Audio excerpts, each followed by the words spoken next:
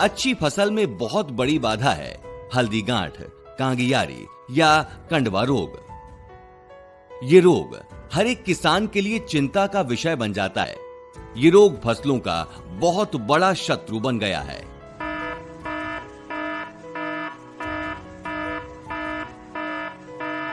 इस रोग की वजह से 25% फसल खराब हो जाती है। ये रोग फसल को तब प्रभावित करता है जब फसल गभोट की अवस्था में होती है। पत्ती की म्यान से फंगस उभरती हुई बालियों तक पहुंच जाता है। अब फंगस यहां से बालियों के दूसरे हिस्सों को संक्रमित करने के लिए तैयार हो जाता है। बाली का छोर सबसे खतरनाक हिस्सा होता है। यही रोग का प्रवेश द्वार है। यहीं से रोग पूरी बाली में फैल जाता है। फिर फंगस ऊपर की छोर से बाली के अंदर चला जाता है। कंडवा रोग बहुत ही चतुर होता है। ये फसल की शुरुआती फूल अवस्था में ही उसको नष्ट करने की नीति बना लेता है। फिर ये कंडवा रोग अंडाशय में पहुंचकर उसको नष्ट कर देता है।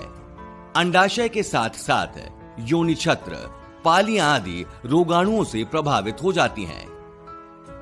उसके बाद फंगस बन रहे दानों के ऊपर जमा हो जाता है।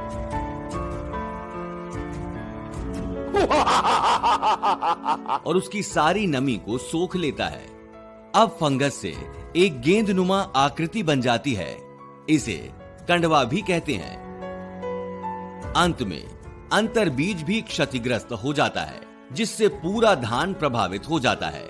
जब चावल दाने पीले द्रव्यमान बन जाते हैं, तब समझ जाना चाहिए कि फसल खराब हो चुकी है।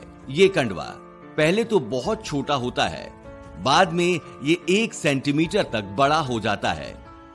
ये कंडवा बढ़ता जाता है और अंत में फट जाता है और फिर इसका रंग नारंगी और बाद में हरा पीला हो जाता है। तो क्या इस कंडवा रोग का कोई इलाज है? गैलीलियो वे, आपका योद्धा, पक्का और एकदम सटीक समाधान कंडवा रोग की समस्या से बचने के लिए। आइए देखते हैं अपनी फसल पर इस तरह से गैलीलियो वे को लगाएं। जब फसल गभोट की अवस्था में हो, तब गैलीलियो वे को सबसे पहले इस्तेमाल करना चाहिए। ये निवारक का काम करेगा जो बालियों को सुरक्षित रखेगा। उपयोग का दूसरा चरण तब आता है जब बालियां दाना भराई अवस्था में हो। पिछले चरण के 15 दिन बाद दूसरा चरण आता है, जो फसल में किसी भी संक्रमण की गंभीरता को रोकने की क्षमता रखता है। कंडवा रोग को हराइए गैलीलियो वे से और अपनी फसल के स्वास्थ्य को लेकर निश्चिंत हो जाइए।